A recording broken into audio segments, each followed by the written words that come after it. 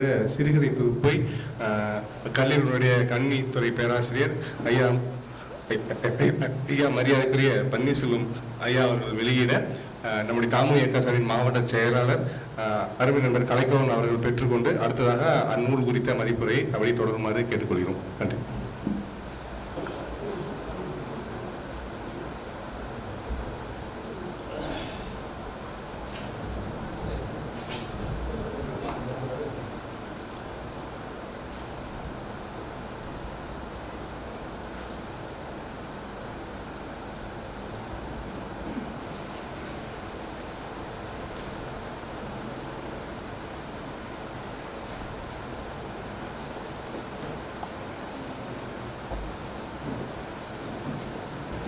எழுத்தாளர் ஜீவகுமாரன் அவர்களுடைய 2 புத்தகங்கள் வெளியீடு, அவருடைய துணைவியாரினுடைய ஒரு புத்தக வெளியீடு சிறப்பாக நடந்து கொண்டிருக்கிறது. எல்லாருமே ரொம்ப அமைதியாக இருக்க பார்த்தா இங்கே எல்லாரும் தியானம் பண்ணுற மாதிரியே இருக்கு. கொஞ்சம் அப்படியே கலகலப்பாக மாற்றிக்கிட்டு எனக்காக கொடுக்கப்பட்டிருக்கிற இந்த புத்தகம் கடைக்குட்டியன் அப்படிங்கிற ஒரு சிறுகதை தொகுப்பு அப்படிங்கிறது. இந்த புத்தகத்தை பற்றி பேசுவதற்காக உள்ளே நுழைவும் முன், இந்த புத்தகம் சிறுகதை தொகுப்பாக வெளிவந்திருக்கிறது. அதில் 2 விஷயங்களை நாம் கவனிக்க வேண்டியது இருக்கு. அது கொடுத்து முடிச்சிடலாமா? அப்படி ஆமாம், அவர் கொடுத்துட்டு தொந்தரவு பண்ணுற மாதிரி இருக்குமே பார்க்கலாம். சரி சரி.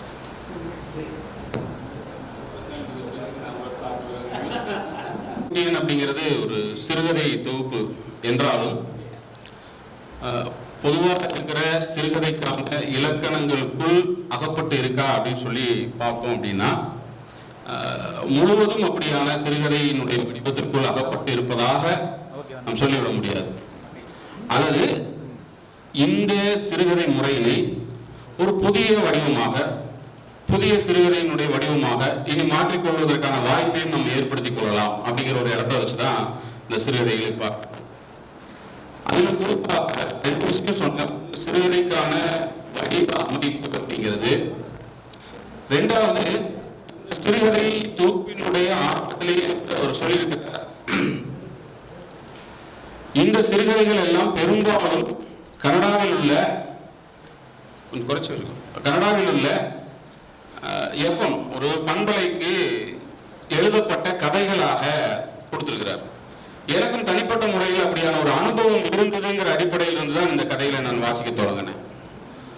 முகநூல்ல ஈடுபட்டு அதில் தொடர்ச்சியா பயணப்பட்டு இருக்கும்போது கனடாவில் இருக்கக்கூடிய ஒரு பண்பலையில் இருந்து ஒரு நண்பர் வாயிலாக ஒரு தொடர்பு கிடைச்சது. அப்புறம் நானும் எழுதிட்டு இருக்கிறேன் அப்படிங்கிறத அவங்க முகநூல்ல பார்த்ததுனால, எங்களுக்கும் சிறுகதைகள் மாதிரி கொடுங்களேன், இந்த ரேடியோவில் வாசிக்கிற மாதிரி சிறுகதையாக இருந்தால் நல்லா இருக்கும் அப்படின்னு சொல்லி, அது ஏற்கனவே எழுதப்பட்டதா இல்லாமல் நீங்கள் புதுசாக கொடுங்க அப்படின்னு கேட்டாங்க. நான் ஒரு ஆர்வத்தில் சரின்னு சொல்லிட்டேன். அவங்க ஒரு நாள் கேட்டாங்க, ஒரு நாள் உட்காந்து ஏதோ யோசிச்சு எனக்கு தெரிஞ்ச மாதிரி ஏதோ எழுதி கொடுத்துட்டேன். நமக்கு என்ன பயம்னா, சரி உள்ளூர்னா பிரச்சனை இல்லை, அது ஏதோ வெளிநாடு அங்கெல்லாம் போகுதே, நம்ம கதையெல்லாம் அங்கே வாசிப்பாங்களே, பேரை சொல்கிறாங்களே, நம்ம இன்னும் கொஞ்சம் அதுக்கு கடின உழைப்பை கொடுக்கணுமே போட்டு ஏதோ ஒரு கதையை ஒன்று எழுதி கொடுத்தேன். அங்கே ஒளிபரப்பாகும் போது ஆன்லைனில் நம்மளும் கேட்க முடிஞ்சது. அதை வாசித்து முடித்த உடனேயே அங்கே இருக்கிற தமிழர்கள் உடனடியாக அப்பவே தொலைபேசியில் பேசி அதுக்கு விமர்சனமும் சொல்ல ஆரம்பிக்கிறாங்க. நமக்கு ஒரு பதட்டமும் இருக்கு, ஒரு கேள்வியும் இருக்கு. பரவாயில்ல, உடனே கனடா முழுக்க நம்மளுடைய கதை போய் சேருது. ஏதோ ஒரு கதை கேட்டாங்க, எழுதி கொடுத்துட்டோம் அப்படின்னு பார்த்தா அடுத்து ஒரு 2 நாள் கழிச்சு திருப்பியும் கதை கேட்டாங்க. சரி, திரும்ப ஒரு முயற்சி தானே அப்படி எழுதி கொடுத்து ஒரு 2 நாள் கழித்து திரும்ப 2 நாள் கழித்து திரும்ப அப்படின்னு பார்த்தா வாரத்துல கிட்டத்தட்ட ஒரு 4-5 கதைகள் அப்படிங்கிற ஒரு எண்ணிக்கைக்கு போக ஆரம்பிச்சது. இது நமக்கு தொடர்ச்சியா இலக்கியத்துல அதுவும் சிறுகதை எழுதியே பரிச்சயப்பட்டிருந்தா பரவாயில்ல, தோண்ட தோண்ட அது ஊறிக்கிட்டே இருக்குன்னு சொல்லலாம். அது வாரத்துல 4 கதை 5 கதைங்கிறதெல்லாம் நினைச்சு பார்க்க முடியாத ஒரு இலக்கு. அது எங்க தோண்ட தோண்ட தண்ணீர் வருது, ஏதோ புழுதி வர ஆரம்பிச்சிருச்சு. அவ்வளவுதான், இதுக்கு மேல நம்ம கிட்ட கதை இல்லை, சரக்கு இல்லை அப்படிங்கிற ஒரு நேரம். இனிமேல் இவங்க கிட்ட உண்மையை சொல்லிட வேண்டியதான். விடமாட்டாங்க போல அப்படின்னு. ஆனா அந்த அனுபவத்தின் மூலமா தெரிஞ்சுக்கிட்டது என்னன்னா, நான் எழுதுகிற இந்த சிறுகதை அமைப்பு அந்த பண்பலைக்கு பொருந்தாது அப்படிங்கிறத நான் புரிஞ்சுக்கிட்டேன். நீங்க சொல்கிற எழுத்து வடிவத்தில் இருக்கிற வடிவம் அங்க பேசுறதுக்கு, அவங்க கதையா சொல்றதுக்கு ஒத்து வராது. ஒண்ணு. ரெண்டாவது, அங்கே பெரும்பாலானவர்கள் தமிழர்கள் என்றாலும் அது ஈழத்தமிழர்கள், அவங்கதான் பெரும்பகுதி இருக்கிறாங்க. அவங்களுடைய மனநிலை, அவர்களுடைய வாழ்வியல் சூழல், அவங்க அங்க இருக்கிற அந்த தொழில் மற்றும் நிமித்தமாக இருக்கிற அந்த பழக்க வழக்கங்கள் எல்லாமே வேற. நம்ம இங்க இலக்கியம்னு படிச்சுட்டு இருந்த விஷயங்கள், நம்ம உள்வாங்கிக்கிட்ட செய்திகள், நம்ம கொடுக்கிற அந்த கதைகளினுடைய வடிவமே வேற. இப்ப இந்த இரண்டுமே அவங்களுக்கு பொருந்தவே இல்லை அப்படிங்கிறதையும் நான் புரிஞ்சுக்கிட்டேன். இப்ப இதற்குமே நம்ம இந்த கதைகளை தொடர்ச்சியாக எழுதுவதில்லை அப்படிங்கிற ஒரு முடிவுக்கு தைரியமா சொல்லிட்டு, இல்லை என்னால முடியலைங்க, தப்பா நினைச்சுக்காதீங்க அப்படின்னு. ஆனா அதே கனடாவில் இருக்கக்கூடிய வேறொரு பண்பலையில தொடர்ச்சியாக ஜீவகுமாரன் அவர்கள் சிறுகதை எழுதியிருக்கிறார். அந்த அடிப்படையில் இருந்துதான் நான் இந்த 2வது வகையில என்ன பார்க்கிறேன்னா, இந்த சிறுகதைகள் எல்லாமே நாம் இங்கே சிறுகதையும் கொடுத்திருக்க அந்த வடிவத்திற்குள் கொண்டு போய் பொருத்தி பார்த்தோம்னா அந்த வடிவத்துக்குள் இருக்காது. இது ஒரு பண்பலைக்கு ஏற்ப எழுதப்பட்ட கதை வடிவம். ஆனா அதுக்குள்ள அந்த அந்த அந்த கதை தன்மையை உள்வாங்கிட்டு கொடுத்திருக்கிறார். அப்படிதான் அந்த கதைகளை புரிஞ்சுக்கிறேன். இந்த கதைகள் பெரும்பாலும் எதை பேசுது அப்படிங்கிற ஒரு இடம் இருக்கு இல்லையா, அந்த இடத்துக்கு நம்ம போக வேண்டியது. இந்த கதைகள்ல கிட்டத்தட்ட 20 கதைகள்ல ஒரு 15 கதைகளுக்கு மேற்பட்ட கதைகள் எல்லாமே எதை பேசுதுன்னா, புலம்பெயர்ந்த ஒரு இடத்திற்கு போய் இருக்கக்கூடிய ஒரு இனம் இன்னொரு இனத்தோடு கலக்கும் போது, அந்த இனத்தோடு வாழும் போது ஏற்படுகிற வாழ்வியல் கலாச்சார சிக்கல்கள், இதுதான் பெரும்பாலான கதைகள் இதை பேசிக்கிட்டே இருக்கு. அதுவும் குறிப்பா எங்க அப்படின்னு கேட்டா, நம்ம இந்த திருமணம் சார்ந்து வர்ற இடங்கள்ல தான் அந்த கலப்பு ஏற்படும் சொல்லுவாங்கல்ல. மற்ற எந்த இடத்துலயுமே அந்த 2 இனங்களினுடைய கலப்பு ஏற்படுவதற்கான வாய்ப்பே இல்லை. வேலைக்கு போனா ஒன்றும் பிரச்சனை இல்லை. முதலாளி டென்மார்க்காரராக இருந்து தொழிலாளி ஒரு இந்தியாவோ அல்லது ஈழத்தமிழர்களாகவோ இருந்தாலோ எந்த சிக்கல் வரப்போறது இல்லை. இதே மாதிரிதான் எல்லா இடங்களிலும் ஒரு கடையில ஒரு ஓனர் அவர் இருக்காரு, நம்ம போய் ஒரு கஸ்டமரா வாங்க போறோம், ஒரு பிரச்சனையும் இல்லை. ஆனா திருமண உறவுன்னு ஒண்ணு வரும்போது, மன உறவின் போதுதான் இந்த கலாச்சாரம் அங்க விழித்தெழுது. என்ன பண்றது அப்படிங்கிற ஒரு இடம். அப்ப என்னுடைய கலாச்சாரம் அப்படின்ற ஒன்றை நான் தொடர்ச்சியா ஃபாலோ பண்ணிட்டு இருக்கிறேன். அதில் இருந்து வேறொரு கலாச்சாரத்துக்குள் பயணப்படும் போது இதெல்லாம் எனக்கு எப்படியான சிக்கலை கொடுக்குதுங்கிறத கதாபாத்திரங்கள் வழியாக எழுதப்பட்ட கதைகள் தான் பெரும்பாலான கதைகள். உதாரணத்துக்கு ஒரு கதை, அம்மா அப்படிங்கிற ஒரு கதை இருக்கு. அந்த கதையில அம்மா திருமணம் ஆயிடுச்சு, 4 குழந்தைகள், அவங்க வளர்ந்தவங்க, ஒரு டீனேஜ் காலத்துல இருக்கிற பசங்க. அந்த அம்மாவினுடைய கணவர், அதாவது 4 பசங்களுடைய அப்பா இறந்து போயிட்டார். இறந்து போவதற்கு முன்பாக அவர் அம்மா கிட்ட எப்படி இருந்திருக்கிறாருன்னா, வள்ளின்னு விழுகிற ஒரு கணவன். அம்மாவோட அவ்வளவு ஒரு பாசமாலாம் இல்லை, ஒரு மாதிரி ஒரு அதிகார தோரணையோடு வாழ்ந்த ஒரு கணவராக இருந்து இறந்து போயிட்டார். இப்ப இந்த அம்மா என்ன பண்றாங்க, அந்த டென்மார்க்கினுடைய வாழ்க்கை, அதாவது அதை நம்ம புரிஞ்சுக்கணும். அந்த கணவன் இறந்ததுக்கு அப்புறம் இவங்களுக்கு ஒரு வாழ்க்கை துணை தேவைங்கிறத இவங்க புரிஞ்சுக்கிறாங்க. புரிஞ்சுக்கிட்டு அங்க இருக்கிற வேறொரு இனத்தை சேர்ந்த ஒரு ஆண்மகனோடு தன்னுடைய மன உறவுகளை வலுப்படுத்திக்கணும்னு நினைக்கிறாங்க.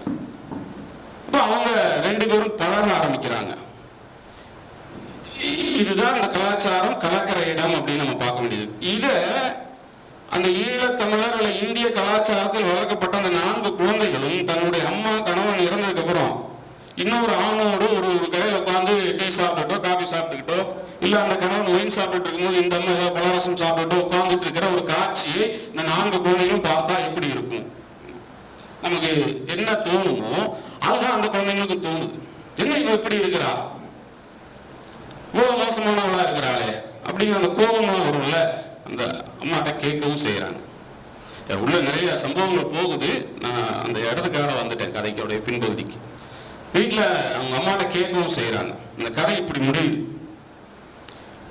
உங்க அப்பா இறந்ததுக்கு அப்புறமான இந்த 6 மாதம், அந்த ஆணோடு பழகிற இந்த 6 மாதம் தான் நான் உடல் ரீதியாகவும் மன ரீதியாகவும் மகிழ்ச்சியை மனப்பூர்வமாக அனுபவிக்கிறேன் அப்படின்னு அந்த அம்மா சொல்றாங்க. அதுல இன்னொரு வார்த்தையும் வந்துச்சு.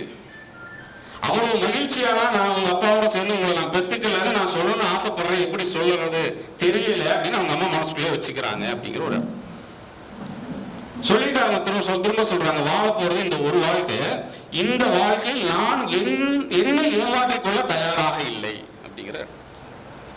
இப்போ இது எங்க வருதுன்னா, இப்படியான நம்ம இந்திய கலாச்சாரம் ஈழத்தமிழருடைய கலாச்சாரம் பார்க்கிற ஒரு இடத்துல இருந்து கலாச்சார மாற்றத்தை சிறு குழந்தைகள் இல்லை, ஒரு அம்மா நல்லா வளர்ந்த குழந்தைகளுக்கு இருக்கிற பெண்மணி ஏத்துக்க தயாராக இருக்கும்போது அதை பதிவு செய்தது ஒரு கதை அப்படின்னா, அதுதான் அங்க இருக்கிற மக்களுடைய வாழ்வியல் மாற்றத்தை எப்படி உள்வாங்கிக்கிறாங்க அவங்க அப்படி.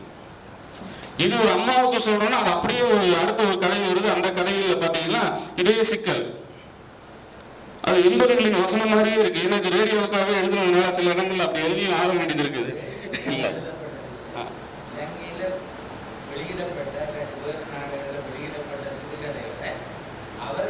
எடுத்துக்கிட்டாங்க, வாசிக்கிறாங்க. அப்போ அதுல அந்த கலாச்சாரத்தினுடைய பிரதிபலிப்பு கலக்கிற இடங்கள்ல அம்மாவனுடைய திருமணம் போலவே ஒரு டீனேஜ் அந்த பொண்ணு காதலிக்கிறான். யார அப்படின்னா அங்க இருக்கிற வேறொரு இனத்தினுடைய ஒரு இளைஞன். அப்போ ஈழத்தமிழர்களுடைய குடும்பத்தில் வளர்க்கப்படுகிற ஒரு குழந்தை இன்னொரு இனத்தை சார்ந்த ஒரு இளைஞனை காதலிக்கும் போது அந்த வீட்டுல இப்படியான புகைச்சல் வரும். ஆனா ரொம்ப இயல்பா ஒரு விஷயத்தை மட்டும் நான் திரும்ப அதுல வந்து பல கடைகள்ல பாக்குறேன். அவங்க கோவப்பட்டு திட்டுற இடங்கள் எல்லாமே அவங்க கலாச்சாரம் எப்படி அவர்களுக்குள்ள உள்ள ஊறி போயிருச்சு அப்படிங்கிறத வார்த்தைகளை நம்ம பார்க்க முடியுது. அந்த பெண் காதலிக்கிறான்னு தெரிஞ்சோன்னா அவங்க வீட்டுல அந்த அம்மா திட்டுறது, வயிற்ற நிறைச்சிட்டு வந்துட்டியா, வயிற்ற கழுவணுமா, ரொம்ப சாதாரணமாக இந்த வார்த்தைகள்லாம் அவங்க திட்ட ஆரம்பிக்கிறாங்க. அப்போ மன ரீதியாக மட்டுமல்ல உடல் ரீதியாகவும் அவர்கள் தங்களை பகிர்ந்து கொள்கிறார்கள் அப்படிங்கிறது அந்த கலாச்சாரத்தினுடைய மிக இயல்பான ஒன்றாக இருக்கு. அப்படிங்கிறதுல அவங்க ரொம்ப சாதாரண ஒரு இடத்துல சொல்லிட்டு போறாங்க. நீ அவங்க கூட தான் வெளியே போறேன்னு தெரிஞ்சா பாதுகாப்பான உபகரணங்களை பயன்படுத்துறது இல்லையா, பாதுகாப்புக்காக நீ தேவையான முன்னெச்சரிக்கையா நடந்துக்கிறது இல்லையா, அதுதான் இந்த இடத்துக்கு அவர்கள் வந்திருக்கிறது ஒரு பெரிய அதிர்வு தான். ஆனா அந்த இடத்துல இருந்து அப்படியான ஒரு ஒரு வார்த்தையை அவர்களால் சொல்ல முடியுது அப்படின்னா இது ஒரு வகையில ஒரு சிக்கல், அந்த கலாச்சாரத்தினுடைய சிக்கல். அதுல இருந்து அடுத்து டிராவல் பண்ணோம்னா இன்னொரு ஒரு பெரிய சிக்கல் என்னன்னா, காதலிக்கிறது கூட பரவாயில்லைங்க ஏத்துக்கலாங்க அப்படின்னா இன்னொரு கதையில 2 பேர் காதலிக்கிறாங்க, இருவரும் வந்து மனத்தையும் உடலையும் பரிமாறிக்கொள்கிறார்கள். ஒரு குறிப்பிட்ட காலத்துக்கு அப்புறம் ஒரு ஒரு காஃபி டேபிள் அப்படி உட்கார்ந்துட்டு சாதாரணமா காஃபி குடிச்சிட்டு இருக்கும் போது உன் மீதான எனக்கான ஈர்ப்பும் என் மீதான உனக்கான ஈர்ப்பும் கொஞ்சம் குறைஞ்ச மாதிரி தெரியலையா, அவ்வளவுதான். பையனும் பொண்ணு பேசிக்கிறாங்க. ஆமா, அப்ப நம்ம அடுத்தடுத்த கட்டத்துக்கு நகர்ந்துகிட்டு இருக்கிறோம் இல்லையா. ஆமா, அப்ப நான் என் வழியை பார்த்து போறேன், நீ உன் வழியை பார்த்துட்டு போ, இது சரியா தானே இருக்கும். ஆமா, ஒரு சின்ன ஒரு காஃபி டேபிள்ல ஒரு சாதாரணமாக இவ்வளையும் தாண்டிய ஒரு விஷயத்தை முறித்துக் கொள்ள முடியும் அப்படின்னா அது அங்க இயல்பான ஒன்றாக நடந்து கொண்டிருக்கிறதா அப்படிங்கிற ஒரு இடம் இருக்குல்ல, அதைக்குள்ள கொண்டு போய் இந்த கலாச்சாரத்தினுடைய ஆட்கள் புகுந்து நிற்கும் போது இப்படியான அதிர்வலைகளை சந்திக்க வேண்டியது இருக்கு. இதை நான் பதிவு செய்யறேன். அது இங்க அங்க ஏன்னா நமக்கான நம்மளுடைய வாழ்வியல் முறையே வேறையா இருக்குல்ல. இங்க வந்து அவங்க எல்லாத்தையும் பரிமாறிக்க அப்புறமும் பிரிந்து போவதுங்கிறது ரொம்ப இயல்பா இருக்கு. பொதுவா சொல்லுவாங்க உலகத்திலேயே வந்து மனிதர்கள் மகிழ்ச்சியாக வாழ்வதற்கு ஏற்ற நாடுகள்ல முதல் 3 இடங்கள்ல டென்மார்க் 1 அப்படின்னு. அது ஒரு செய்தி. அதே போல இன்னொரு செய்தியும் இருக்கு. உலகத்திலேயே வந்து அதிகமா டிவோர்ஸ் ஆகிற நாடுகளினுடைய முன்வரிசையில் டென்மார்க் 2 வேறு செய்தி, 2 நீங்க ஒண்ணு சேர்க்க கூடாது. அப்போ அது ரொம்ப இயல்பா நடக்கிற ஒரு கலாச்சாரம் மிக்க ஒரு நாடு. நம்ம ஊர்ல அது அப்படியே தலைகீழா இருக்கு. வேடிக்கையா கூட சொல்லுவாங்க, டாக்டர்கிட்ட ஒரு மருத்துவம் போயிருக்கிறான், அவரு பார்த்துட்டு என்னப்பா ஆச்சுன்னு கேட்டிருக்காரு, வலது காது பொசிஞ்சு இருக்கு. டாக்டர் பார்த்துருக்கிறாரு, என்னப்பா வலது காது பொசிஞ்சு போயிருக்கேன் அப்படின்னு.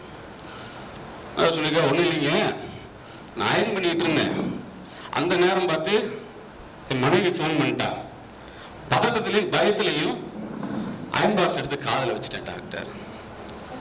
அடடா இன்னும் இப்படி ஆயிடுச்சு அப்படின்னு சொல்லி முடிக்கிறக்குள்ள வலது காலம் பொசிஞ்சிருக்கு. இல்லை வலது காலம் பொசிஞ்சிருக்காரு.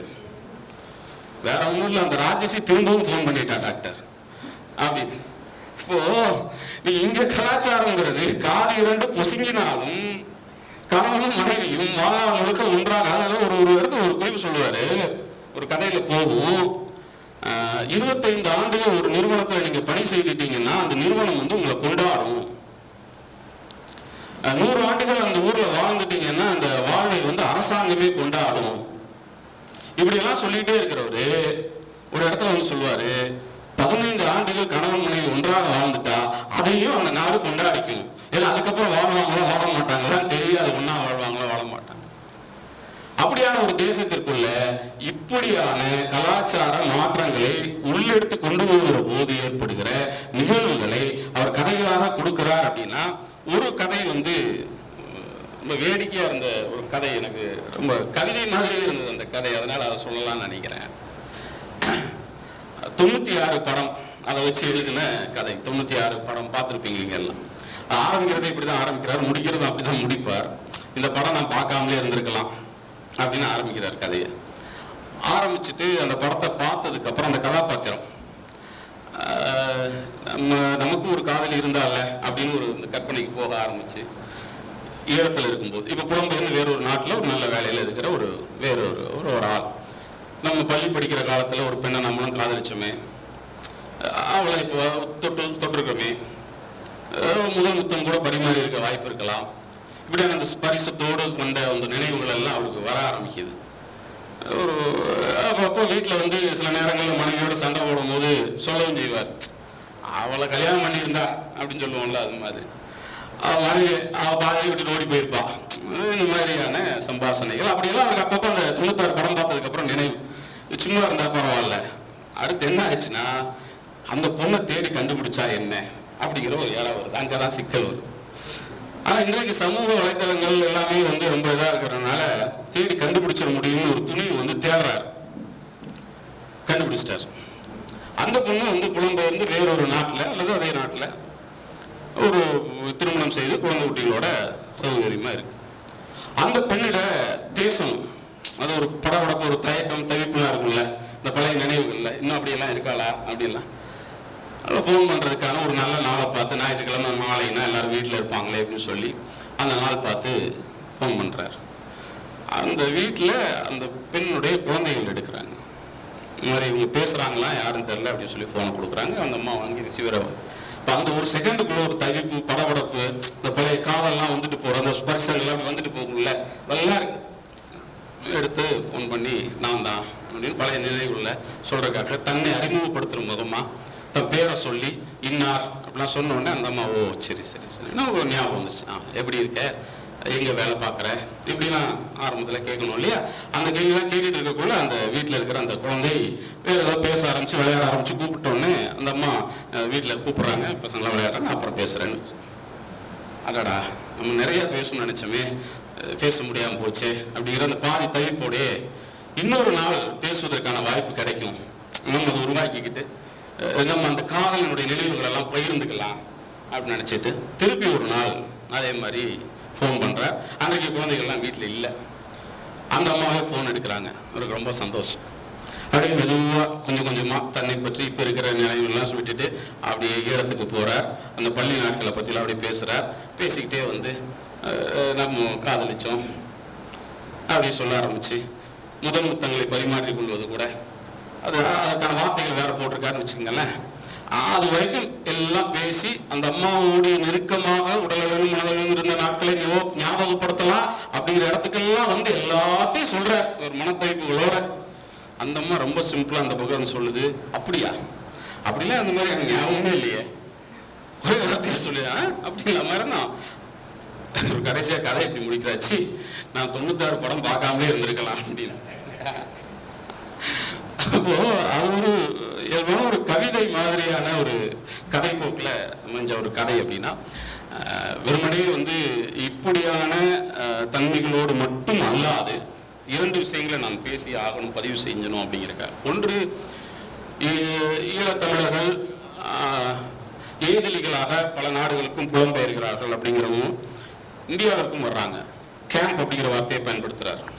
முகாம்களுக்கு வராங்க. குறிப்பா மண்டப முகாம்களுக்கு வருகிற காட்சிகளை எழுதுறாரு. அதனால அவசியம் நீங்க படிச்சு பார்க்கணும். அதை நான் சொல்ல சொல்வதை விட வார்த்தைகளாக வாசிச்சீங்கன்னா அவனுடைய வலி என்னன்னு உங்களுக்கு புரியும். அந்த மண்டப முகாம்களுக்கு பலரும் வர்றாங்க. அது மாதிரி ஒரு குடும்பம் வருது. அந்த குடும்பத்தில் ஒரு பையன், அவன் படிக்கணும்னு ரொம்ப ஆசை, நல்லா படிக்கிற பையன். அங்க மண்டபம் பகுதியில் கிடைக்கிற அந்த படிப்பு அவனுக்கு போகலை, அதை விடவும் நிறைய படிக்கணும்னு ஆசைப்படுற ஒரு பையன். இப்படியான ஒரு காட்சி அமைப்பு இந்த இடத்துல இருக்குன்னு வைங்களேன். அவன் போய் அந்த அதிகாரிகிட்ட கேட்கிறான், எங்களை வந்து சென்னையில் இருக்கிற கேம்புக்கு மாற்ற முடியுமா அப்படின்னு சொல்லி.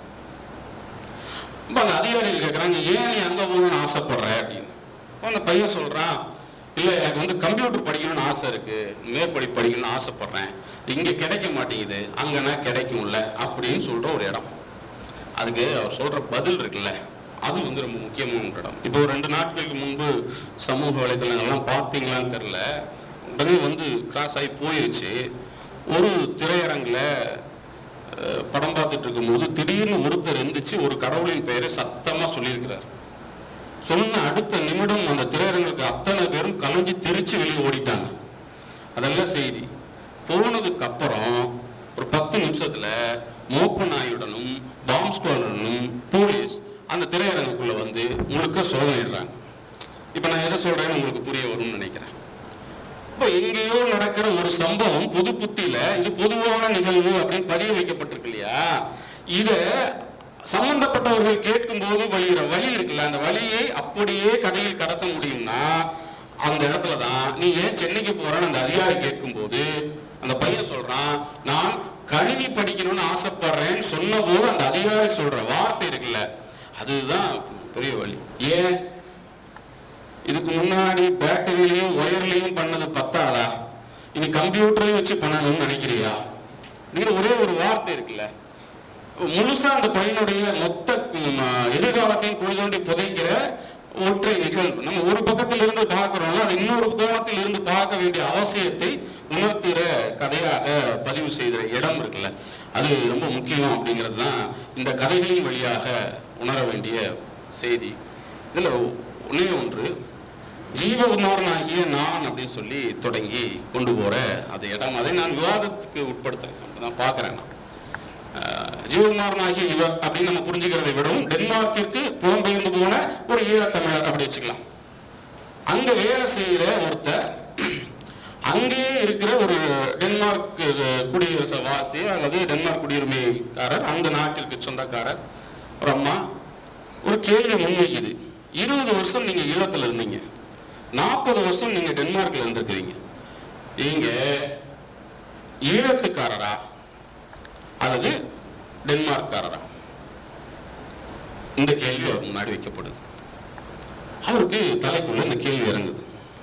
அப்படியே குடைய ஆரம்பிக்கிறது. ஆமால்ல, நம்ம வந்து இப்படி இந்த கேள்வி நம்ம யோசிக்கவே இல்லையே எல்லாம் அவ்வளவு நாள், நம்ம யாரு. அப்போ அதுல இருந்து ஒரு கதை தொடங்க ஆரம்பிக்கும். அன்றைய நாளினுடைய நிகழ்வு, அந்த நிகழ்வுல அப்படியே கொண்டு வராரு. ஒரு திருமணத்துக்கு அதை யோசிச்சுக்கிட்டே தான் இருக்கு மனசு. தாண்டி மனைவியோடு நண்பர்களோடு திருமணத்துக்கு போறார். அங்க போனா அந்த திருமணத்தினுடைய நிகழ்வுகள் அப்படியே காட்சிப்படுத்துறார். மணப்பெண்ணும் மணமகனும் உட்கார்ந்துருக்கிறாங்க, பாப்பனார் வந்திருக்கிறாரு, அவர் மந்திரங்களை சொல்றாரு, மைக்ல சமஸ்கிருதத்துல மந்திரங்களை சொல்லுகிறார், கன்னிகாதானத்தை நடத்துறார். அந்த கன்னிகாதானம்னா எதற்காக நடத்தப்படுகிறதுன்னு மைக்கிலேயே சொல்றார். எல்லாம் சொல்லி எல்லாரும் ஆசீர்வாதப்படுத்துவதற்காக மேல வரும்போது அவர் இன்னொரு வார்த்தையும் சொல்றார்.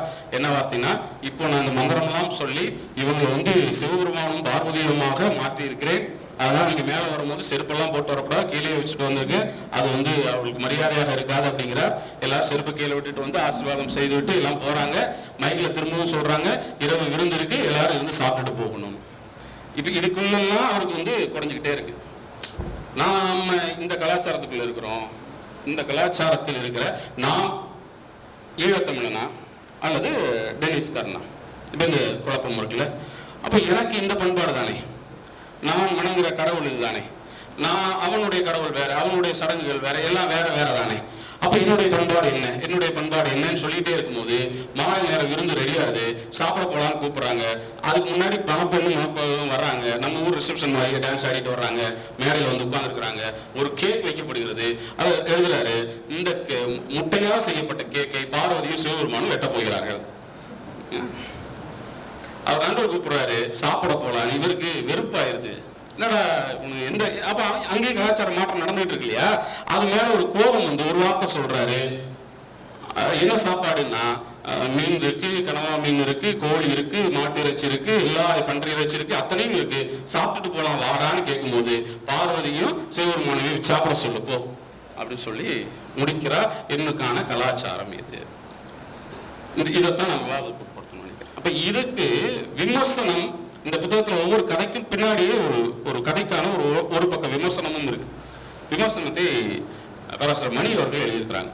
அப்ப நான் சொன்ன ஆரம்பத்திலிருந்து பேசின இந்த கலாச்சாரம்ங்கிற வார்த்தைக்கு பண்பாட்டு அசைவுங்கிற வார்த்தையை பேராசிரியர் பயன்படுத்துறாரு. ரொம்ப முக்கியமானது. அப்ப இப்படி நம்ம கேள்வி மாத்திக்குவோம். என்னுடைய பண்பாடு எது? ஈழத்தமிழ் பண்பாடு என்னுடையதா, டென்னிஸ்காரனுடைய பண்பாடு என்னுடையதா? எது என்னுடைய பண்பாடு? நான் இன்னும் கொஞ்சம் அதை விசாலமாக்கி சொல்றேன். பண்பாடுனா எது அப்படிங்கிற ஒரு கேள்விக்கு வரேன்.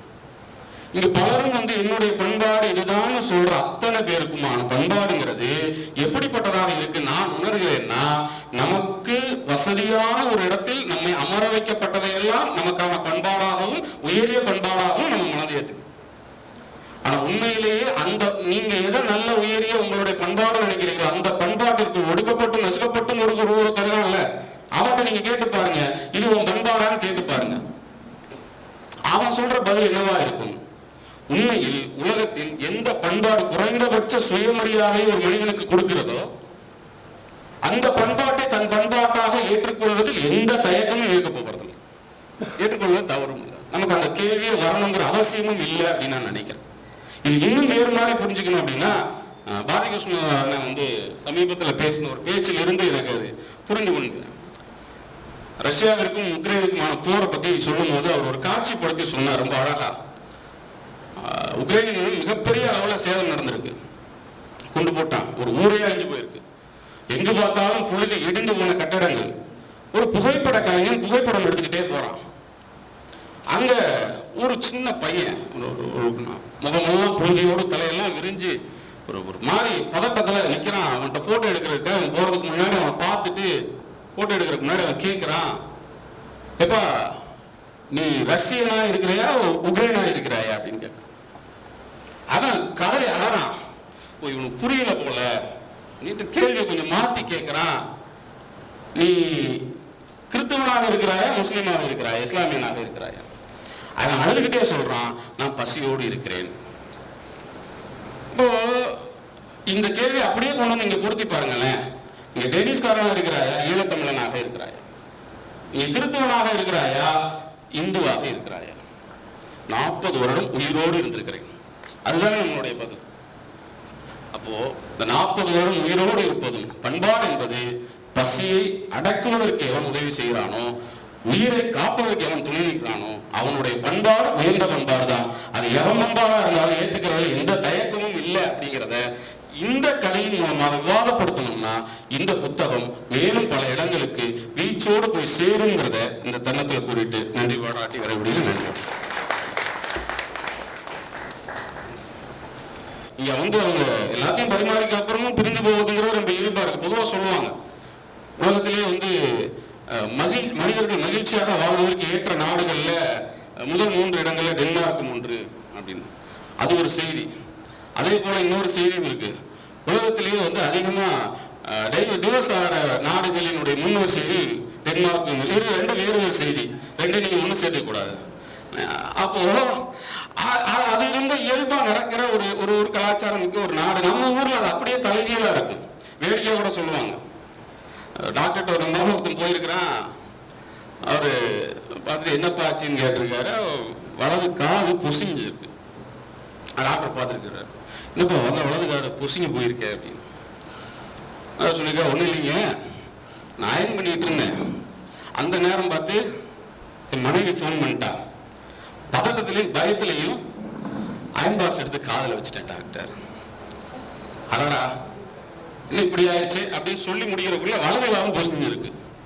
இல்லை வலதுகாலம் பொசிஞ்சிருக்கேன். வேற ஒன்றும் இல்லை, அந்த ராஜேஷி திரும்பவும் ஃபோன் பண்ணிட்டா டாக்டர் அப்படின்னு. இப்போ நீ இங்க கலாச்சாரங்கிறது காது 2 பொசுங்கினாலும் கணவனும் மனைவியும் வாழ்நாள் முழுக்க ஒன்றாக. ஒரு இடத்துல ஒரு குறிப்பு சொல்லுவாரு, ஒரு கதையில போகும், 25 ஆண்டுகள் ஒரு நிறுவனத்தில் நீங்க பணி செய்துட்டீங்கன்னா அந்த நிறுவனம் வந்து உங்களை கொண்டாடும். 100 ஆண்டுகள் அந்த ஊர்ல வாழ்ந்துட்டீங்கன்னா அந்த வாழ்வை வந்து அரசாங்கமே கொண்டாடும். இப்படி எல்லாம் சொல்லிட்டே இருக்கிறவரு ஒரு இடத்துல வந்து சொல்லுவாரு, 15 ஆண்டுகள் கணவன் மனைவி ஒன்றாக வாழ்ந்துட்டா அதையும் அந்த நாடு கொண்டாடிக்கும். ஏன்னா அதுக்கப்புறம் வாழ்வாங்களோ வாழ மாட்டாங்களா தெரியாது, ஒன்னா வாழ்வாங்களோ வாழ மாட்டாங்க. அப்படியான ஒரு தேசத்திற்குள்ள இப்படியான கலாச்சார மாற்றங்களை உள்ளெடுத்து கொண்டு போகிற போது ஏற்படுகிற நிகழ்வுகளை அவர் கதைகளாக கொடுக்கிறார். அப்படின்னா ஒரு கதை வந்து ரொம்ப வேடிக்கையா இருந்த ஒரு கதை, எனக்கு ரொம்ப கவிதை மாதிரியே இருந்தது அந்த கதை, அதனால அதை சொல்லலாம்னு நினைக்கிறேன். 96 படம் அதை வச்சு எழுதின கதை. 96 படம் பார்த்துருப்பீங்க எல்லாம். ஆரம்பிக்கிறதே இப்படிதான் ஆரம்பிக்கிறார், முடிக்கிறதும் அப்படிதான் முடிப்பார். இந்த படம் நான் பார்க்காமலே இருந்திருக்கலாம் அப்படின்னு ஆரம்பிக்கிறார் கதையை. ஆரம்பிச்சுட்டு அந்த படத்தை பார்த்ததுக்கு அப்புறம் அந்த கதாபாத்திரம் நமக்கு ஒரு காதலி இருந்தால அப்படின்னு ஒரு கற்பனைக்கு போக ஆரம்பிச்சு ஈழத்தில் இருக்கும்போது, இப்ப புலம்பெயர்ந்து வேறொரு நாட்டில் ஒரு நல்ல வேலையில இருக்கிற ஒரு ஆள், நம்ம பள்ளி படிக்கிற காலத்துல ஒரு பெண்ணை நம்மளும் காதலிச்சோமே, அவளை இப்போ தொட்டிருக்கோமே, முதல் முத்தம் கூட பரிமாறி இருக்க வாய்ப்பு இருக்கலாம். இப்படியான அந்த பரிசத்தோடு கொண்ட அந்த நினைவுகள் எல்லாம் அவருக்கு வர ஆரம்பிக்குது. அப்போ வீட்டில் வந்து சில நேரங்களில் மனைவியோட சண்டை போடும் போது சொல்லவும் செய்வார், அவளை கல்யாணம் பண்ணியிருந்தா அப்படின்னு சொல்லுவோம்ல, அது மாதிரி மனைவி பாதையை விட்டு ஓடி போயிருப்பா. இந்த மாதிரியான சம்பாஷணைகள் அப்படியெல்லாம் அவருக்கு அப்பப்போ அந்த 96 படம் பார்த்ததுக்கு அப்புறம் நினைவு. சும்மா இருந்தா பரவாயில்ல, அடுத்து என்ன ஆச்சுன்னா அந்த பொண்ணை தேடி கண்டுபிடிச்சா என்ன அப்படிங்கிற ஒரு இடம் வருது. அங்கதான் சிக்கல் வருது. ஆனா இன்றைக்கு சமூக வலைதளங்கள் எல்லாமே வந்து ரொம்ப இதா இருக்கிறதுனால தேடி கண்டுபிடிச்சிட முடியும்னு ஒரு துணிவு வந்து தேடுறாரு. கண்டுபிடிச்சிட்டாரு. அந்த பொண்ணு வந்து புலம்பெயர்ந்து வேறொரு நாட்டுல அல்லது அதே நாட்டுல ஒரு திருமணம் செய்து குழந்தை குட்டிகளோட சௌகரியமா இருக்கு. அந்த பெண்ணிட பேசணும், அது ஒரு படபடப்பு, ஒரு தயக்கம், தவிப்புலாம் இருக்குல்ல, இந்த பழைய நினைவுகள்ல இன்னும் அப்படியெல்லாம் இருக்காளா அப்படிலாம் ஃபோன் பண்றதுக்கான ஒரு நல்ல நாளை பார்த்து, ஞாயிற்றுக்கிழமை மாலைன்னா எல்லாரும் வீட்டில் இருப்பாங்களே அப்படின்னு சொல்லி அந்த நாள் பார்த்து ஃபோன் பண்றாரு. அந்த வீட்டில் அந்த பெண்ணுடைய குழந்தைகள் எடுக்கிறாங்க. இந்த மாதிரி இவங்க பேசுறாங்களா யாருன்னு தெரியல அப்படின்னு சொல்லி ஃபோனை கொடுக்குறாங்க. அந்த அம்மா வாங்கி ரிசீவரை, இப்போ அந்த ஒரு செகண்டுக்குள்ள ஒரு தவிப்பு, படபடப்பு, இந்த பழைய காதெல்லாம் வந்துட்டு போற அந்த ஸ்பர்சங்கள்லாம் வந்துட்டு போகும்ல, நல்லா இருக்கு. எடுத்து ஃபோன் பண்ணி நான் தான் அப்படின்னு பழைய நினைவுள்ள சொல்றதுக்காக தன்னை அறிமுகப்படுத்துற முகமா தன் பேரை சொல்லி இன்னார் அப்படிலாம் சொன்ன உடனே அந்த அம்மா ஓ சரி சரி சரி ஒரு ஞாபகம் வந்துச்சு, எப்படி இருக்க, எங்க வேலை பார்க்குற, இப்படிலாம் ஆரம்பத்தில் கேட்கணும் இல்லையா. அந்த கேள்விலாம் கேட்டுட்டு இருக்கக்குள்ள அந்த வீட்டில் இருக்கிற அந்த குழந்தை வேற ஏதாவது பேச ஆரம்பிச்சு விளையாட ஆரம்பிச்சு கூப்பிட்டோன்னே அந்த அம்மா வீட்டில் கூப்பிடுறாங்க, பசங்களாம் விளையாடுறாங்க, அப்புறம் பேசுறேன்னு. அடடா நம்ம நிறைய பேசணும்னு நினைச்சோமே, பேச முடியாம போச்சு அப்படிங்கிற அந்த பாதி தவிப்போடே இன்னொரு நாள் பேசுவதற்கான வாய்ப்பு கிடைக்கும். நம்ம அதை உருவாக்கிக்கிட்டு நம்ம அந்த காதலினுடைய நினைவுகள் எல்லாம் பகிர்ந்துக்கலாம் அப்படின்னு நினைச்சிட்டு திருப்பி ஒரு நாள் அதே மாதிரி ஃபோன் பண்ற. அன்றைக்கு குழந்தைகள்லாம் வீட்டில் இல்லை. அந்த அம்மாவே ஃபோன் எடுக்கிறாங்க. அவருக்கு ரொம்ப சந்தோஷம். அப்படியே மெதுவா கொஞ்சம் கொஞ்சமா தன்னை பற்றி இப்ப இருக்கிற நினைவுகள்லாம் சொல்லிட்டு அப்படியே ஈழத்துக்கு போறார். அந்த பள்ளி நாட்களை பத்திலாம் அப்படியே பேசுறார். பேசிக்கிட்டே வந்து நம்ம காதலிச்சோம் அப்படி சொல்ல ஆரம்பிச்சு முதல் முத்தங்களை பரிமாற்றிக் கொள்வது கூட அதுக்கான வார்த்தைகள் வேற போட்டிருக்காருன்னு வச்சுக்கோங்களேன்.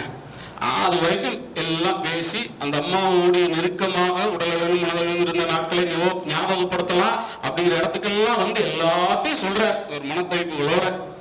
அந்த அம்மா ரொம்ப சிம்பிளா அந்த பக்கம் சொல்லுது, அப்படியா அப்படிலாம் அந்த மாதிரி எனக்கு ஞாபகமே இல்லையே, ஒரே வார்த்தையா சொல்லிடுறேன் அப்படிங்கிற மாதிரி தான் ஒரு கடைசியா கதை எப்படி முடிக்கிறாச்சு, நான் 96 படம் பார்க்காமலே இருந்திருக்கலாம் அப்படின்னு. அப்போ அது ஒரு இயல்பான ஒரு கவிதை மாதிரியான ஒரு கதை போக்குல அமைஞ்ச ஒரு கதை. அப்படின்னா வெறுமனே வந்து இப்படியான தன்மைகளோடு மட்டும் அல்லாது 2 விஷயங்களை நான் பேசி ஆகணும், பதிவு செஞ்சணும் அப்படிங்கிறக்க. ஒன்று, ஈழத்தமிழர்கள் ஏதிலிகளாக பல நாடுகளுக்கும் புலம்பெயர்கிறார்கள் அப்படிங்கிறவும் இந்தியாவிற்கும் வர்றாங்க. கேம்ப் அப்படிங்கிற வார்த்தையை பயன்படுத்துறாரு. முகாம்களுக்கு வராங்க. குறிப்பா மண்டப முகாம்களுக்கு வருகிற காட்சிகளை எழுதுறாரு. அதனால அவசியம் நீங்க படிச்சு பார்க்கணும். அதை நான் சொல்வதை விட வார்த்தைகளாக வாசிச்சீங்கன்னா அவனுடைய வலி என்னன்னு உங்களுக்கு புரியும். அந்த மண்டப முகாம்களுக்கு பலரும் வர்றாங்க. அது மாதிரி ஒரு குடும்பம் வருது. அந்த குடும்பத்தில் ஒரு பையன், அவன் படிக்கணும்னு ரொம்ப ஆசை, நல்லா படிக்கிற பையன். அங்க மண்டபம் பகுதியில் கிடைக்கிற அந்த படிப்பு அவனுக்கு போகலை, அதை விடவும் நிறைய படிக்கணும்னு ஆசைப்படுற ஒரு பையன். இப்படியான ஒரு காட்சி அமைப்பு இந்த இடத்துல இருக்குன்னு வைங்களேன். அவன் போய் அந்த அதிகாரிகிட்ட கேட்கிறான், எங்களை வந்து சென்னையில் இருக்கிற கேம்புக்கு மாற்ற முடியுமா அப்படின்னு சொல்லி. அந்த அதிகாரிகள் கேட்கறாங்க, ஏன் நீ அங்க போகணும்னு ஆசைப்படுற அப்படின்னு. அந்த பையன் சொல்றான், இல்லை எனக்கு வந்து கம்ப்யூட்டர் படிக்கணும்னு ஆசை இருக்கு, மேற்படி படிக்கணும்னு ஆசைப்படுறேன், இங்க கிடைக்க மாட்டேங்குது, அங்கன்னா கிடைக்கும்ல அப்படின்னு சொல்ற ஒரு இடம். அதுக்கு அவர் சொல்ற பதில் இருக்குல்ல, அது வந்து ரொம்ப முக்கியமான ஒரு இடம். இப்போ 2 நாட்களுக்கு முன்பு சமூக வலைதளங்கள்லாம் பார்த்தீங்களான்னு தெரியல, உடனே வந்து கிராஸ் ஆகி போயிடுச்சு. ஒரு திரையரங்கில் படம் பார்த்துட்டு இருக்கும்போது திடீர்னு ஒருத்தர் எந்திரிச்சு ஒரு கடவுளின் பெயரை சத்தமா சொல்லியிருக்கிறார். சொன்ன அடுத்த நிமிடம் அந்த திரையரங்குக்கு அத்தனை பேரும் கலைஞ்சு திருச்சி வெளியே ஓடிட்டாங்க. அதெல்லாம் செய்தி. போனதுக்கு அப்புறம் ஒரு 10 நிமிஷத்துல மோப்ப நாயுடனும் பாம்பு ஸ்குவாடுடனும் போலீஸ் அந்த திரையரங்குக்குள்ள வந்து முழுக்க சோதனையிடுறாங்க. இப்ப நான் எதை சொல்றேன்னு உங்களுக்கு புரிய வரும்னு நினைக்கிறேன். இப்போ எங்கேயோ நடக்கிற ஒரு சம்பவம் பொது புத்தியில இது பொதுவான நிகழ்வு அப்படின்னு பதிய வைக்கப்பட்டிருக்கு இல்லையா, இத சம்பந்தப்பட்டவர்கள் கேட்கும் போது வழிகிற வழி இருக்குல்ல, அந்த வழியை அப்படியே கதையில் கடத்த முடியும்னா அந்த இடத்துலதான் நீ ஏன் சென்னைக்கு போறன்னு அந்த அதிகாரி கேட்கும் போது அந்த பையன் சொல்றான், நான் கணினி படிக்கணும்னு ஆசைப்படுறேன்னு சொன்ன போது அந்த அதிகாரி சொல்ற வார்த்தை இருக்குல்ல, அதுதான் பெரிய வழி. ஏன் இதுக்கு முன்னாடி பேட்டரியிலையும் ஒயர்லையும் பண்ணது பத்தாதா, இனி கம்ப்யூட்டரையும் வச்சு பண்ணணும்னு நினைக்கிறியா அப்படிங்கிற ஒரே ஒரு வார்த்தை இருக்குல்ல, முழுசா அந்த பையனுடைய மொத்த எதிர்காலத்தையும் குழி புதைக்கிற ஒற்றை நிகழ்வு. நம்ம ஒரு பக்கத்தில் இருந்து பார்க்கிறோம், அது இன்னொரு கோணத்தில் இருந்து பார்க்க வேண்டிய அவசியத்தை உணர்த்துகிற கதையாக பதிவு செய்கிற இடம் இருக்குல்ல, அது ரொம்ப முக்கியம் அப்படிங்கிறது தான் இந்த கதைகளின் வழியாக உணர வேண்டிய செய்தி. இதுல ஒன்னே ஒன்று, ஜீவ உணர்வாகிய நான் அப்படின்னு சொல்லி தொடங்கி கொண்டு போற அந்த இடம், அதை நான் விவாதத்துக்கு உட்படுத்துறேன். நான் பார்க்கிறேன், ஜீவகுமாரனாகிய இவர் அப்படின்னு நம்ம புரிஞ்சுக்கிறதை விடவும் டென்மார்க்கிற்கு புலம்பெயர்ந்து போன ஒரு ஈழத்தமிழர் அப்படி வச்சுக்கலாம். அங்க வேலை செய்யற ஒருத்தர், அங்கேயே இருக்கிற ஒரு டென்மார்க் குடியரசு வாசி அல்லது டென்மார்க் குடியுரிமைக்காரர், அந்த நாட்டிற்கு சொந்தக்காரர் ஒரு அம்மா ஒரு கேள்வி முன்வைக்குது. 20 வருஷம் நீங்க ஈழத்துல இருந்தீங்க, 40 வருஷம் நீங்க டென்மார்க்ல இருந்திருக்கிறீங்க, நீங்க ஈழத்துக்காரரா அல்லது டென்மார்க்காரரா? இந்த கேள்வி அவர் முன்னாடி வைக்கப்படுது. அவருக்கு தலைக்குள்ள இந்த கேள்வி இறங்குது, அப்படியே குடைய ஆரம்பிக்குது. ஆமால்ல, நம்ம வந்து இப்படி இந்த கேள்வி நம்ம யோசிக்கவே இல்லையே எல்லாம் அவ்வளவு நாள், நம்ம யாரு. அப்போ அதுல இருந்து ஒரு கதை தொடங்க ஆரம்பிக்கும். அன்றைய நாளினுடைய நிகழ்வு, அந்த நிகழ்வுல அப்படியே கொண்டு வராரு. ஒரு திருமணத்துக்கு அதை யோசிச்சுக்கிட்டே தான் இருக்கு மனசு, தாண்டி மனைவியோடு நண்பர்களோடு திருமணத்துக்கு போறார். அங்க போனா அந்த திருமணத்தினுடைய நிகழ்வுகள் அப்படியே காட்சிப்படுத்துறார். மணப்பெண்ணும் மணமகனும் உட்கார்ந்துருக்கிறாங்க, பாப்பனார் வந்திருக்கிறாரு, அவர் மந்திரங்களை சொல்றாரு, மைக்ல சமஸ்கிருதத்துல மந்திரங்களை சொல்லுகிறார், கன்னிகாதானத்தை நடத்துறார். அந்த கன்னிகாதானம்னா எதற்காக நடத்தப்படுகிறதுன்னு மைக்லேயே சொல்றார். எல்லாம் சொல்லி எல்லாரும் ஆசீர்வாதப்படுத்துவதற்காக மேல வரும்போது அவர் இன்னொரு வார்த்தையும் சொல்றார். என்ன வார்த்தைனா, இப்போ நான் இந்த மந்திரம்லாம் சொல்லி இவங்களை வந்து சிவபெருமானும் பார்வதியுமாக மாற்றி இருக்கிறேன், அதனால நீங்க மேல வரும்போது செருப்பெல்லாம் போட்டு வரக்கூடாது, கீழே வச்சுட்டு வந்திருக்கு, அது வந்து அவங்களுக்கு மரியாதையாக இருக்காது அப்படிங்கிறார். எல்லாரும் செருப்பு கீழே விட்டுட்டு வந்து ஆசீர்வாதம் செய்து விட்டு எல்லாம் போறாங்க. மைக்ல திரும்பவும் சொல்றாங்க, இரவு விருந்து இருக்கு, எல்லாரும் இருந்து சாப்பிட்டுட்டு போகணும். இப்ப இதுக்குள்ளெல்லாம் அவருக்கு வந்து குறைஞ்சிக்கிட்டே இருக்கு. நாம இந்த கலாச்சாரத்துக்குள்ள இருக்கிறோம், இந்த கலாச்சாரத்தில் இருக்கிற நாம் ஈழத்தமிழனா அல்லது டெனிஸ்காரனா, இப்ப இந்த குழப்பம் இருக்குல்ல. அப்ப எனக்கு இந்த பண்பாடு தானே, நான் வணங்குற கடவுள் இதுதானே, நான் அவனுடைய கடவுள் வேற, அவனுடைய சடங்குகள் வேற, எல்லாம் வேற வேற தானே. அப்ப என்னுடைய பண்பாடு என்னன்னு சொல்லிட்டே இருக்கும்போது மாலை நேரம் விருந்து ரெடியாகுது, சாப்பிட போலான்னு கூப்பிடுறாங்க. அதுக்கு முன்னாடி பணப்பெண்ணும் வர்றாங்க, நம்ம ஊர் ரிசப்ஷன் மாதிரி டான்ஸ் ஆடிட்டு வர்றாங்க, மேடையில் வந்து உட்கார்ந்துருக்கிறாங்க, ஒரு கேக் வைக்கப்படுகிறது. அதை எழுதுறாரு, இந்த முட்டையால் செய்யப்பட்ட கேக்கை பார்வதியும் சிவபெருமானும் வெட்ட போகிறார்கள். அவர் நண்பர் கூப்பிடுறாரு, சாப்பிட போலாம், இவருக்கு வெறுப்பாயிருது. என்னடா எந்த, அப்ப அங்கேயும் கலாச்சார மாற்றம் நடந்துட்டு இருக்கு இல்லையா, அது மேல ஒரு கோபம் வந்து ஒரு வார்த்தை சொல்றாரு. என்ன சாப்பாடுன்னா, மீன் இருக்கு, கனவா மீன் இருக்கு, கோழி இருக்கு, மாட்டு இறைச்சி இருக்கு, எல்லா பன்றி இறைச்சி இருக்கு, அத்தனையும் இருக்கு, சாப்பிட்டுட்டு போலாம் வாடான்னு கேட்கும்போது பார்வதியும் சிவபெருமானையும் சாப்பிட சொல்லு போ அப்படின்னு சொல்லி முடிக்கிறார். என்னுக்கான கலாச்சாரம் இது. இதைத்தான் நான் விவாதப்படுத்தணும்னு நினைக்கிறேன். அப்ப இதுக்கு விமர்சனம் இந்த புத்தகத்துல ஒவ்வொரு கதைக்கும் பின்னாடியே ஒரு கதைக்கான ஒரு பக்க விமர்சனமும் இருக்கு. விமர்சனத்தை பேராசிரியர் மணி அவர்கள் எழுதியிருக்கிறாங்க. அப்ப நான் சொன்ன ஆரம்பத்திலிருந்து பேசுறதுக்கு பண்பாட்டு அசைவுங்கிற வார்த்தையை பேராசிரியர் பயன்படுத்துறாரு. ரொம்ப முக்கியமானது. அப்ப இப்படி நம்ம கேள்வி மாத்திக்குவோம். என்னுடைய பண்பாடு எது? ஈழத்தமிழ் பண்பாடு என்னுடையதா, டென்னிஸ்காரனுடைய பண்பாடு என்னுடையதா? எது என்னுடைய பண்பாடு? நான் இன்னும் கொஞ்சம் அதை விசாலமாக்கி சொல்றேன். பண்பாடுனா எது அப்படிங்கிற ஒரு கேள்விக்கு வரும். இங்க பலரும் என்னுடைய பண்பாடு இதுதான் சொல்ற அத்தனை பேருக்குமான பண்பாடுங்கிறது எப்படிப்பட்டதாக இருக்கு நான் உணர்கிறேன்னா, நமக்கு வசதியான ஒரு இடத்தில் நம்மை அமர வைக்கப்பட்டதையெல்லாம் நமக்கான பண்பாடாகவும் உயரிய பண்பாடாகவும் நம்ம மனதை ஏற்றுக்கணும். ஆனா உண்மையிலேயே அந்த நீங்க எதை நல்ல உயரிய உங்களுடைய பண்பாடு நினைக்கிறீங்களோ அந்த பண்பாட்டிற்கு ஒடுக்கப்பட்டு நசுக்கப்பட்டும் ஒரு தருவாங்கல்ல, அவன்கிட்ட நீங்க கேட்டு பாருங்க, இது உன் பண்பாடான்னு கேட்டு பாருங்க. அவன் சொல்ற பதில் என்னவா இருக்கும்? உண்மையில் உலகத்தில் எந்த பண்பாடு குறைந்தபட்ச சுயமரியாதை ஒரு மனிதனுக்கு கொடுக்கிறதோ அந்த பண்பாட்டை தன் பண்பாட்டாக ஏற்றுக்கொள்வதில் எந்த தயக்கமும் இருக்க போகிறதில்லை. ஏற்றுக்கொள்வது தவறும் இல்லை. நமக்கு அந்த கேள்வியை வரணுங்கிற அவசியமும் இல்லை அப்படின்னு நான் நினைக்கிறேன். இது இன்னும் வேறு மாதிரி புரிஞ்சுக்கணும் அப்படின்னா, பாரதிகிருஷ்ணன் சமீபத்தில் பேசின ஒரு பேச்சில் இருந்து எனக்கு அது புரிந்து கொண்டு, ரஷ்யாவிற்கும் உக்ரைனுக்குமான போரை பத்தி சொல்லும் போது அவர் ஒரு காட்சிப்படுத்தி சொன்னார் ரொம்ப அழகா. உக்ரைனில் மிகப்பெரிய அளவுல சேதம் நடந்திருக்கு, கொண்டு போட்டான், ஒரு ஊரே அழிஞ்சு போயிருக்கு, எங்கு பார்த்தாலும் புழுதி இடிந்து போன கட்டடங்கள். ஒரு புகைப்பட கலைஞன் புகைப்படம் எடுத்துக்கிட்டே போறான்.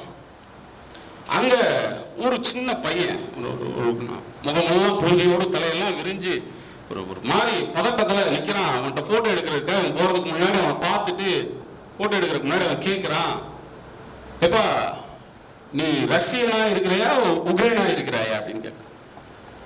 அவன் கதை அழறான். இவனுக்கு புரியல போல, நீட்டு கேள்வியை கொஞ்சம் மாத்தி கேட்கிறான். நீ கிறிஸ்தவனாக இருக்கிறாயா முஸ்லீமாக இருக்கிறாயா இஸ்லாமியனாக இருக்கிறாயா? அவன் அழுதுகிட்டே சொல்றான், நான் பசியோடு இருக்கிறேன். இப்போ இந்த கேள்வி அப்படியே கொண்டு வந்து இங்க பொருத்தி பாருங்களேன். நீங்க டென்னிஸ்காரனாக இருக்கிறாயா ஈழத்தமிழனாக இருக்கிறாயா? நீ கிறிஸ்தவனாக இருக்கிறாயா இந்துவாக இருக்கிறாயா? 40 வருடம் உயிரோடு இருந்திருக்கிறேன், அதுதான் நம்மளுடைய பதில். அப்போ இந்த 40 வருடம் உயிரோடு இருப்பதும் பண்பாடு என்பது பசியை அடக்குவதற்கு எவன் உதவி செய்கிறானோ, உயிரை காப்பதற்கு எவன் துணை நிற்கிறானோ அவனுடைய பண்பாடு உயர்ந்த பண்பாடு தான்.